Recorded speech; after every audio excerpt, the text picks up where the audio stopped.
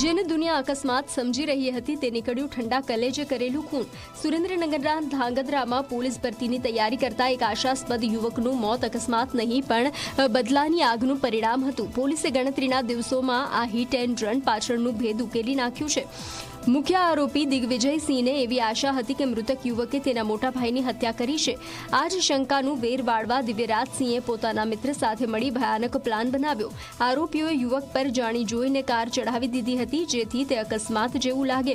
હાલમાં પોલીસે મુખ્ય સૂત્રધાર દિગ્વિજયસિંહ સહિત 2 આરોપીઓની ધરપકડ કરી છે।